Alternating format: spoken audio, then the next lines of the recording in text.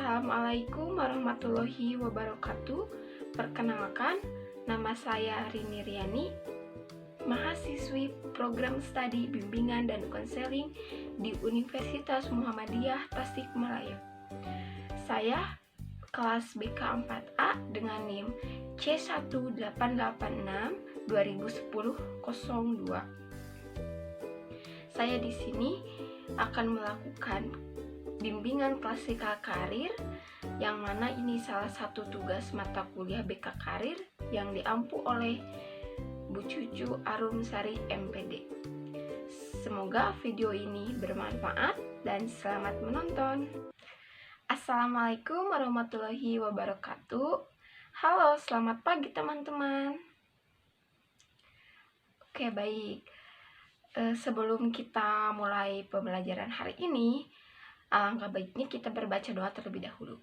Tolong ya ketua kelas disiapkan dulu dan dipimpin doa dulu sebelum kita memulai. Baik. Terima kasih kepada ketua kelas yang sudah mempersiapkan. Baik. Ini benar ya kelas 8B? Ya. Di sini Ibu mencoba mengabsen dulu ya. Siapa? Apakah ada yang tidak hadir? Baik, alhamdulillah ya, sekarang hadir semua karena pelajaran BK. Baik, sebelumnya saya bertanya kepada kalian, apakah kalian sudah siap mengikuti pelajaran hari ini? Alhamdulillah pada semangat-semangat ya. Bagus. Nah, sebelum mulai, Ibu minta kalian fokus ya, karena sekarang ini Ibu akan menjelaskan tentang mempersiapkan karir sejak dini. Nah, kalian pernahkah kita ditanya kalau sudah besar nanti jadi apa? Kalau sudah dewasa nanti mau berkarir di bidang apa? Ya tentu, hampir semua kita pernah ditanya begitu, dan jawabannya pun berbeda-beda menurut selera kita masing-masing, betul? Baik, ya jelas pasti berbeda satu dengan yang lainnya, karena kita memang berbeda satu dengan yang lainnya. Pasti kita semua berbeda bakatnya, berbeda potensinya, berbeda minatnya, berbeda kekuatannya, berbeda kelemahannya, berbeda lingkungannya, berbeda cita-citanya, berbeda faktor pendukung dan penghambatannya, berbeda peluang mengambil keputusannya, dan sebagainya. Nah, semuanya itu akan berpengaruh besar pada dalam kesuksesan karir di masa depan. Namun, sebelum kita mengkaji terlebih lanjut tentang karir, maka akan lebih bijak jika kita memahami dulu apa sih sebenarnya karir itu. Ada yang tahu? Coba acungkan tangan kalau ada yang tahu. Baik, belum ya, belum pada tahu. Mungkin kita punya pendapat yang berbeda-beda tentang karir. Nah, Ibu di sini akan menjelaskan,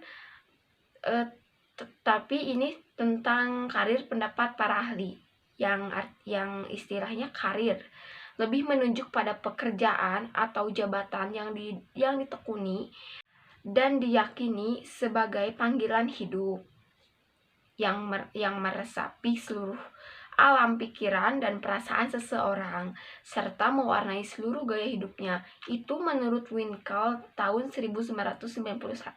Nah, bagi yang penting tolong dicatat ya. Baik, teman-teman, fokus dulu ya semuanya ya. Di sini Ibu, ini materi yang sangat penting sekali. Mohon kondusif ya teman-teman, bisa kondusif. Baik. Nah, maka dari itu pemilihan karir lebih memerlukan persiapan dan perencanaan yang matang daripada kalau sekedar mendapat pekerjaan yang sifatnya sementara waktu. Nah, jika kita ingin berkarir sebagai pilot misalnya ya, maka kita harus mempersiapkan segala sesuatunya untuk bisa menjadi seorang pilot sejak dini.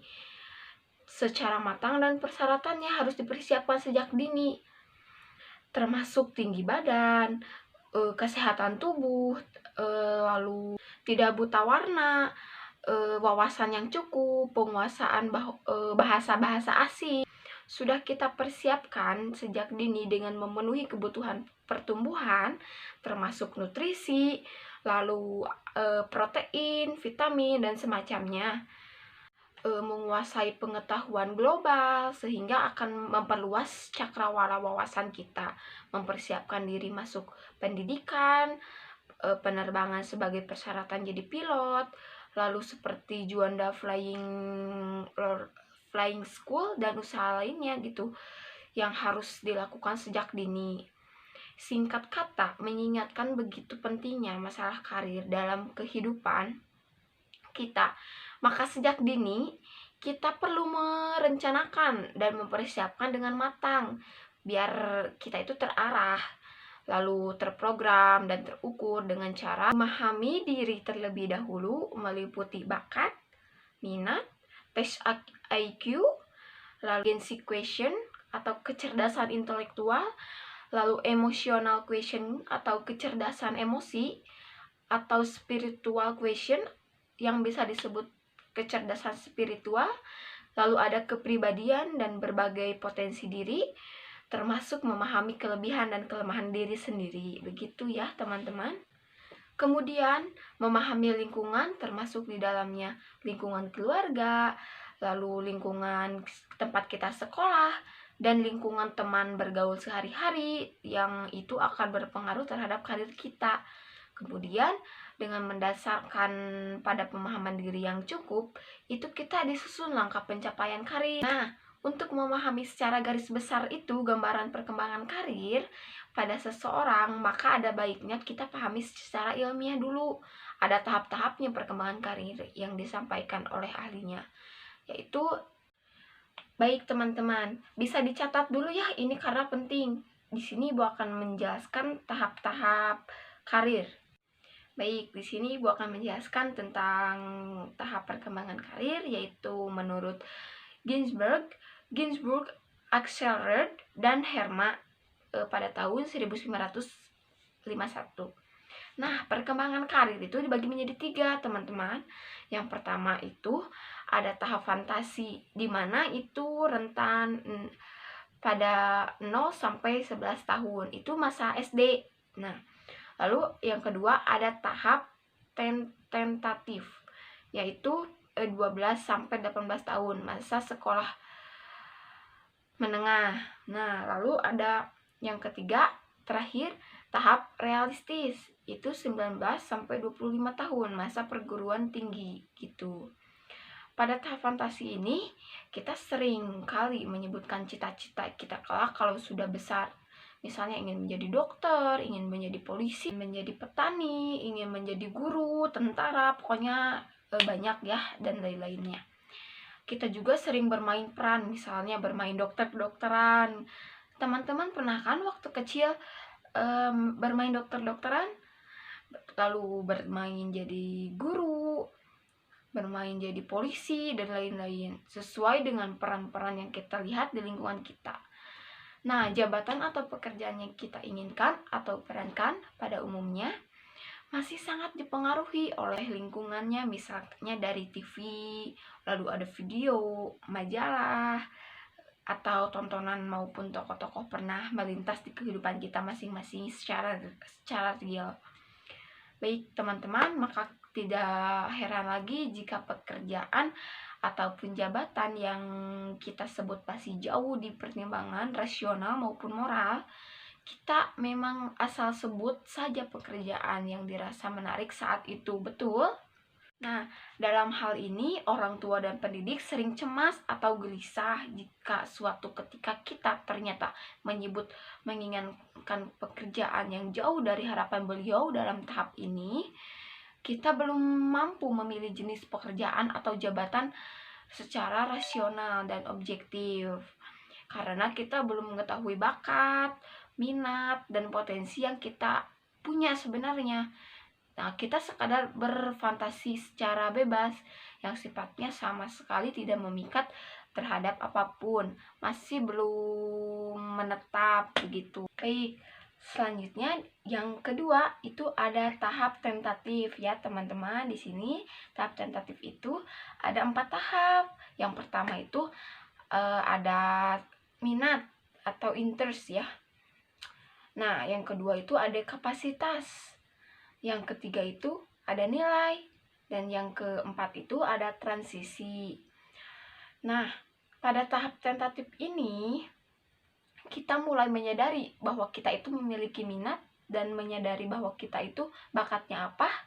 Lalu yang misalkan Irma itu bakatnya di bidang seni, lalu ada Rena bakatnya di bidang olahraga, dan kita sudah mulai tahu bahwa bakat kita itu berbeda-beda. Lalu kita juga sadar bahwa kemampuan kita juga berbeda-beda dengan yang lainnya. Misalkan tadi Rena berbakat di dalam pelajaran matematika, lalu Irma berbakat ya di mata di pelajaran bahasa atau yang lain di bidang lainnya. Nah, pada tahap minat itu 11 sampai 12 tahun kita itu cenderung melakukan pekerjaan-pekerjaan atau kegiatan-kegiatan hanya yang sesuai dengan minat dan kesukaan kita sendiri. Sedangkan pada subkapasitas itu atau kemampuan yang mana 13 sampai 14 tahun kita mulai melakukan tuh pekerjaan atau kegiatan yang didasarkan pada kemampuan yang dimiliki masing-masing di samping minat kesukaannya.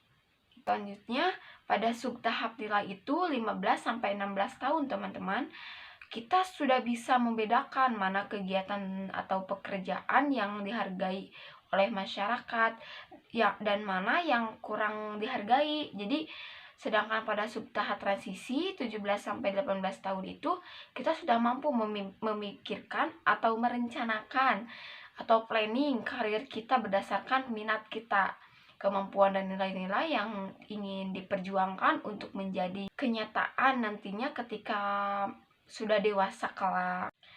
Pada usia perguruan tinggi yang mana umurnya 18 tahun ke atas itu memasuki tahap apa? Ada yang ingat? Coba ajungkan tangan ibu. Ibu bertanya. Tahap apa teman-teman? Yang ketiga? Realistis, ya. Itu betul, dimana kita sudah mengenal secara lebih baik minat-minat, kemampuan dan nilai-nilai yang ingin dikejar gitu. Lebih lagi kita juga sudah lebih menyadari berbagai bidang pekerjaan dengan segala konsekuensi dan tuntutannya masing-masing. Eksplorasi atau menggali potensi gitu ya. Yang kedua lalu ada kristalisasi atau mewujudkan potensi dalam kenyataan.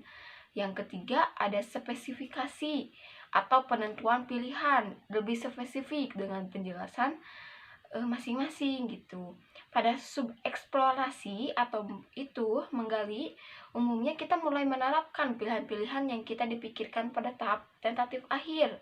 Kita pada tahap ini menimbang beberapa kemungkinan pekerjaan yang kita anggap sesuai dengan bakat, minat, serta nilai-nilai kita.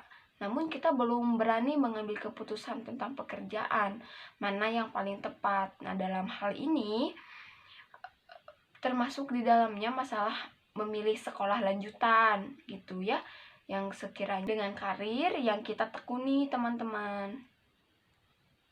Pada tahap berikutnya yakni tahap kristalisasi. Kita pada masa ini mulai merasa mantap dengan pekerjaan karir atau tertentu berkat pergaulan yang lebih luas, lalu pengetahuan akan dunia kerja yang lebih luas. Kita makin terarah pada karir tertentu meskipun belum mengambil keputusan yang final. Akhirnya pada subtahap spesifikasi kita sudah mampu mengambil keputusannya yang jelas tentang karir yang kita akan pilih untuk kemudian kita tekuni, lalu kita jadikan jalan hidup. Dalam buku edisi revisinya Ginsberg dan kawan-kawan itu menegaskan bahwa pemilihan karir itu berlangsung sepanjang hayat, tidak berhenti pada satu tahap tertentu. Nah, dalam hal ini pemilihan karir tidaklah terjadi satu kali saja dalam hidup manusia. Di samping itu, Ginsberg juga menyadari bahwa faktor peluang atau kesempatan memegang peranan yang amat penting dalam kesuksesan karir seseorang. Nah, meskipun seorang remaja sudah menentukan pilihan karirnya berdasarkan minat dan bakatnya, tetapi jika peluang atau kesempatan untuk bekerja pada bidang itu tertutup karena tidak ada lowongan ya dalam tanda kutip, maka karir yang dicita-citakan akhirnya tidak bisa terwujud, teman-teman. Yang dicita-citakan akhirnya kesempatan itu bisa kita peroleh atau kita ciptakan, kita peroleh jika kita harus berkarir ikut pihak lain, misalnya menjadi pegawai PNS atau swasta. Kesempatan kita ciptakan jika menjadi pengusaha atau wirausaha. Pilih yang mana kita peroleh atau kita ciptakan, teman-teman. Ayo.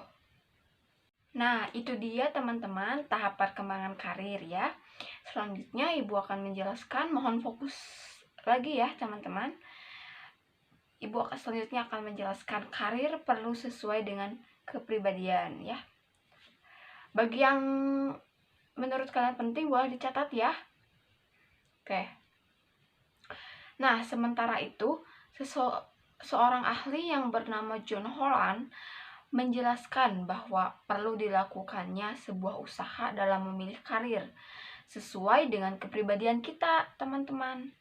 Hal ini didasarkan pada sebuah alasan bahwasannya seorang yang memilih karir yang sesuai dengan kepribadiannya, dia akan lebih menikmati karirnya daripada karir yang tidak sesuai dengan kepribadiannya. Holland percaya bahwa ada 6 tipe kepribadian yang perlu dipertimbangkan saat mencari kecocokan antara aspek psikologis seseorang dengan karir yang mana yang akan dipilih. 6 kepribadian tersebut yaitu yang pertama ada realistis. Orang realistis yang memperlihatkan karakteristik maskulin, kuat secara fisik, lalu menyelesaikan masalah dengan sisi praktisnya dan memiliki kemampuan sosial yang rendah. Jika kita termasuk tipe ini, maka kita cocok bekerja pada situasi praktis di sebuah buruh. Sebagai buruh maksudnya, mohon maaf ya teman-teman, petani, lalu pengemudi bus, dan tukang bangunan. Itu sebagai contoh saja ya. Yang kedua, intelektual. Orang-orang ini memiliki orientasi konseptual dan teoritis. Jika kita termasuk tipe ini, maka kita lebih tepat menjadi pemikir daripada pekerja. Kita akan seringkali menghindari hubungan dengan orang lain dan paling cocok kita pekerjaannya yang berhubungan dengan matematika atau keilmuan. Begitu. Yang selanjutnya, yang ketiga, yaitu sosial. Orang-orang ini sering memperlihatkan sifat-sifat feminis atau orang yang gampang bergaul. Sifat ini khususnya yang berhubungan dengan kemampuan berbicara dan berhubungan dengan orang lain. Jika kita tipe orang seperti ini, kita paling mungkin mempersiapkan diri untuk masuk dalam profesi yang berhubungan dengan orang banyak, seperti mengajar, lalu menjadi pekerja sosial, dan bidang konseling, dan lain-lain. Selanjutnya, yang keempat, itu ada konvensional. Orang-orang ini memperlihatkan ketidaksenangannya terhadap kegiatan yang tidak teratur dengan rapi. Nah, jika termasuk kalian tipe ini, kita paling cocok menjadi bawahan, seperti sekretaris, teller bank, atau pekerjaan administratif lainnya. Lalu yang kelima, ada menguasai atau enterprising. Orang-orang ini menggunakan kata-katanya untuk memimpin orang lain, mempengaruhi orang lain, dan menjual berita atau produk. Masuk tipe ini, kita paling cocok memiliki karir yang berhubungan dengan penjualan, lalu menjadi sales atau politikus, atau manajemen gitu. Dan yang keenam itu ada artistik. Kita adalah orang yang lebih suka berinteraksi dengan dunia kita melalui ekspresi seni, menghindari situasi hubungan dengan orang lain, serta konvensional dalam banyak kasus. Para pemilik tipe ini, kepribadian ini sebaiknya diarahkan ke karir seni atau penulisan, teman-teman. Skenario drama misalkan menjadi skenario drama, film, sinetron, atau pelukis. Kepribadian manusia tidak dapat dijelaskan seperti yang tadi Ibu jelaskan di atas ya. Akan tetapi kepribadian manusia adalah sebuah kepribadian yang sangat kompleks. Oleh karena itu, cara menilainya adalah yang paling banyak mendekati. Misalnya orang yang paling mendekati tipe sosial, dia diarahkan ke pekerjaan tipe sosial gitu. Keberadaan pemilihan karir ini juga dapat dipengaruhi oleh lingkungan. Oleh karena itu, sangat penting sekali menyesuaikan karir, teman-teman, dengan kepribadian dan lingkungan yang kita tinggal, atau lingkungan-lingkungan yang di dalamnya orang hidup dan bekerja. Dapat digolongkan menurut patokan sampai beberapa suatu jauh lingkungan mendekati satu model lingkungan, yaitu ada yang pertama lingkungan realistik ya, lalu ada lingkungan intelektual, yang ketiga ada lingkungan seniman, yang keempat ada lingkungan sosial, yang kelima ada lingkungan enterprising, dan yang terakhir tadi yang keenam lingkungan konvensional. Nah, penjelasan tentang lingkungan itu bisa didapatkan dengan mempertautkan lingkungan dengan jenis-jenis kepribadian. Perpaduan antara jenis kepribadian dan lingkungan di atas akan menghasilkan suatu kecocokan sehingga dapat mengembangkan diri pada lingkungan karir tersebut. Perpaduan dan kecocokan antara tiap tipe kepribadian dan lingkungan tadi memungkinkan suatu pemilihan karir yang nyaman dapat dinikmati, sehingga juga kita dapat diperhitungkan sejauh mana karir kita akan berkembang. Nah, teman-teman semuanya, sekarang kita sudah mengetahui secara garis besar tinjauan dari sudut orang awam atau sudut ilmiah. Sekarang saatnya kita memadukan antara keduanya, kemudian mulai menyusun langkah-langkah, teman-teman. Nyata merencanakan dan mempersiapkan langkah-langkahnya, lalu meniti karir dengan kesuksesan di masa akan datang gitu. Jadi baik, teman-teman, sampai di sini apakah ada pertanyaan? Coba acungkan tangan yang ingin bertanya. Irma, Rena, bertanya? Apakah sudah paham? Alhamdulillah paham ya. Yang tadi mencatat, bisa kalian baca-baca lagi ya di rumah jika tidak, lalu jika ada yang ingin ditanyakan bisa minggu depan Ibu masuk lagi ke sini ya. Mungkin sekian materi yang dapat Ibu sampaikan pada hari ini. Semoga teman-teman tetap semangat untuk mempersiapkan karir sejak dini. Wabillahi taufiq wal hidayah. Wassalamualaikum warahmatullahi wabarakatuh.